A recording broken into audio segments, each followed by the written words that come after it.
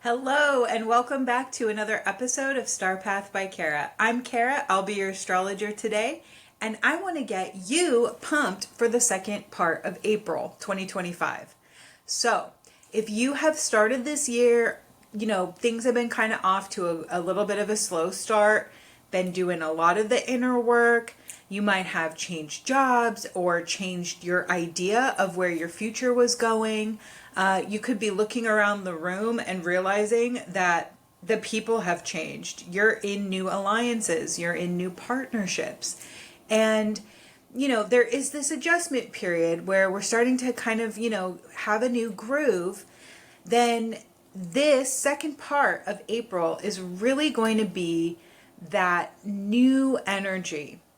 So we've started the year with Mars retrograde, and the Mars being in Cancer was doing a lot of squaring to Chiron in Aries.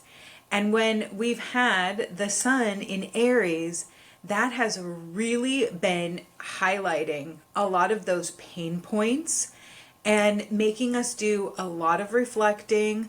Also, with the Venus retrograde, there's just been a lot of processing our emotions, trying to sift through and decide what has value anymore. So you could be looking at a totally different picture here in mid-April, looking at the future. And so the first thing that I'm super excited about, we're going to have Mercury moving into Aries. Cool.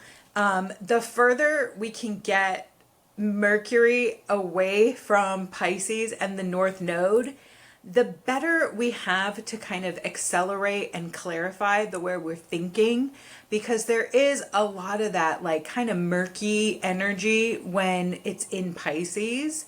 And when then we're going to turn the page and hit Mars moving into Leo. This is a totally different vibe. This is taking all of this internal stuff that we've been mulling over, processing, sifting through, and now it's showtime. It's go time. It's Mars and Leo is bold, it's active, it's loud and proud, and it's ready to get shit done. So that's going to be a totally different feeling. And then we're also moving into Taurus season.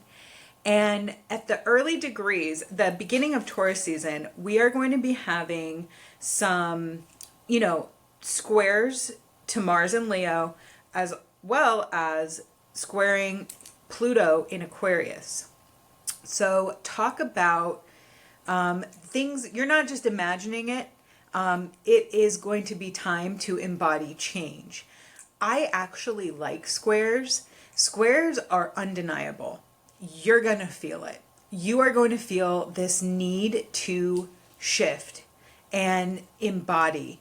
And when I look at Taurus, I think of Taurus as our feet on the ground. And it's being in your body, it's experiencing your senses, and it's not some place that's in your head. Like Taurus is 10 toes on the earth.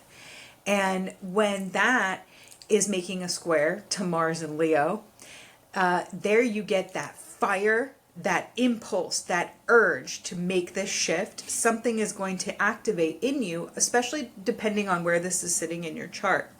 Then we're also going to be having this square to Pluto in Aquarius.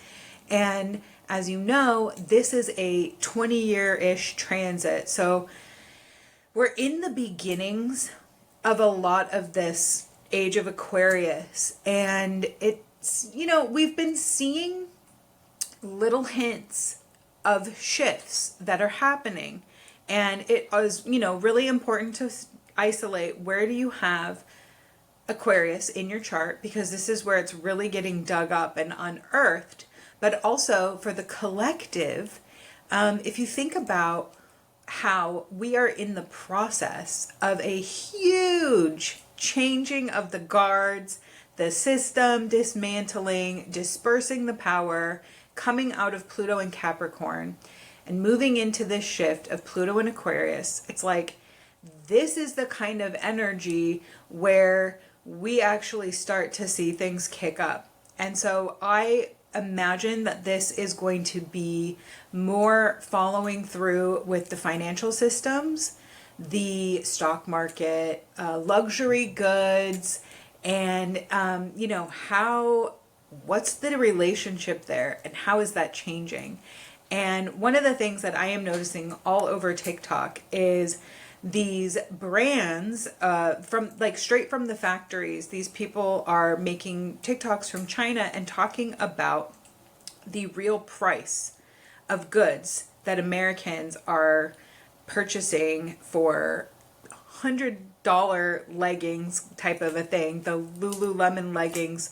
I don't know if you're on TikTok and seeing this, but it's starting to come into the awareness of the general public how we could be overpaying for something just because it has a label on it.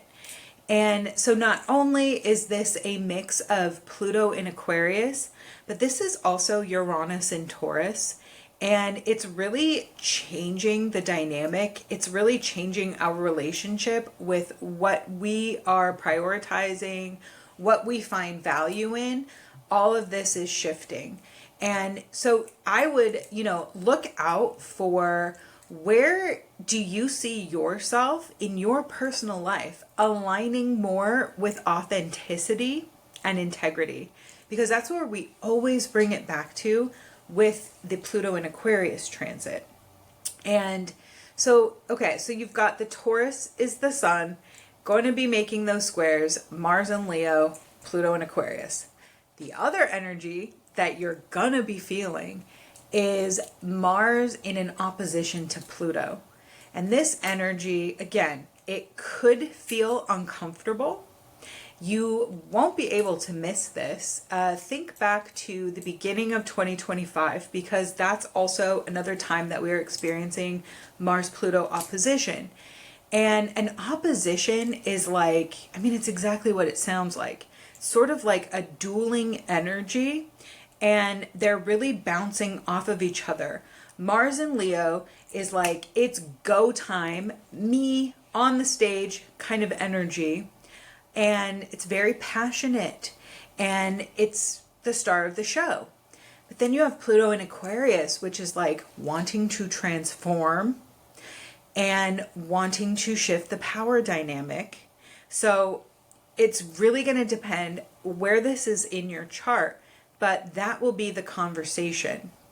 And then when we keep cruising through the month of April, we're going to have a new moon in Taurus that I am so excited about. You've probably heard me go on and on, but this will be the first new moon in 6 months that we will have that is at a new degree. So for reference, ever since November, every new moon since the Scorpio new moon, Scorpio, Sagittarius, Capricorn, Aquarius, Pisces, and Aries, it's all been at 9 degrees. The way I visualize this is, think about doors closing one after the other. All these chapters just dominoes. And when we get into Taurus, we are going to have a new moon at the 7th degree. This new moon is a cycle breaker. This new moon is embodiment of all of the work that we've been doing and stepping into new territory, stepping onto new ground. So trust me when I say the things that we have been working on, the energy that we've been clearing, all of the internal emotional work, we are now going to start to really understand what we've been building towards. The other thing that's going on is we have all planets direct. I repeat, all planets direct until May 4th. So if there was ever a time to really lock in, it's now. We have all systems go. It's about really honing in and getting in alignment, getting in integrity, and just keeping yourself, really steady, because we are really creating something really special right now. The other reason I say that is because there is this other energy that we are working with simultaneously to all of this, Taurus, Leo, Aquarius, right? But we have a really special assignment with the North Node and Saturn. They are going to be in a conjunction. Venus and Saturn are in a conjunction over the month of April. And the way I look at this is we are really locking in with a very worthwhile, destined project. It's not going to be easy, but it will be worth it. And this has to come from your highest level of integrity. And we are also being asked to have faith and trust the process and not give up. We might have temptation come of, hey, here's a shortcut, here's an easy way out. And it could be really tempting to be like, okay, I really want to see some progress. I really want to make some changes and get led astray. But if you think about it, it's like we're not building a tent at the campsite right now. We are building a mansion. We are doing it as individuals.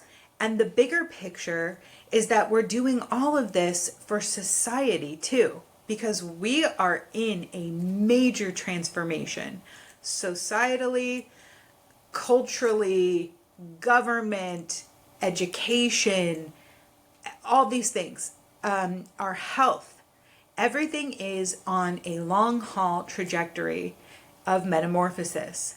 So there are no shortcuts right now, especially when the North Node is conjunct Saturn. It's not about an easy way out. So if you can just dig in and, just lock into the mission, you will be, trust me when I say you are building something that is meant to last. You're really putting in the work right now. So don't give up. This month, I think that we are all going to start to experience a little sign of, oh, there it is. That's what I've been working on. Try and pay attention to where that's showing up for you in your own personal life.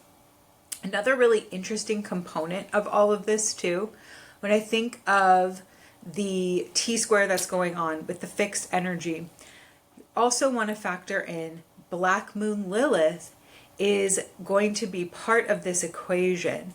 And Black Moon Lilith is here for us to kind of dig up some of the creepy stuff that, maybe we're ashamed of it, maybe we've been rejected, or maybe this is parts of society, culture, the system that we don't really talk about or want to look at. So there is this sort of cringe factor in the mix of all of this work that we're doing. It really is about confronting some of the shadow elements too of ourselves and being able to transmute this and turn this into more raw, authentic power. So I hope that this helps get you inspired. I know that it has been a really rough year for a lot of people so far. There are a lot of moving parts. We're in the process of major change. And what people don't really talk about is, change does not necessarily feel good. Change can be really, really hard. And, when you're in a spiritual community or even just a personal growth experience, it's like we all want change. We all want to grow.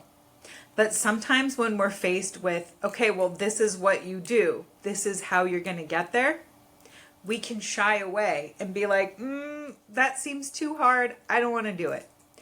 But this would be the time where you are so supported to do this and to get a little uncomfortable, put yourself out there, go a different direction, a more aligned direction, even if it feels like it's not your norm, because that's how you create a new pathway. That's how you get a new groove. You have to mix it up. You have to do something differently. So think about that for your own life, how this can be playing out for you. I have sessions available on my website, starpathbykara.com. You can always email me if you have any questions, if you would like a, one-on-one reading. I collaborate with Mystic Soul Ritual Shop in Oceanside, California, and that's where I do live one-on-one readings. So if you're ever in the area, we have an incredible selection of spiritual tools. Just a shout out, I just got this crystal there. The owner, Elise, she is an incredibly talented artist, and she's got a wealth of information too. So if you're looking for that extra support, you can also shop from their website, mysticsoulritualshop.com. Thank you so much for tuning in and being on this amazing cosmic journey with me.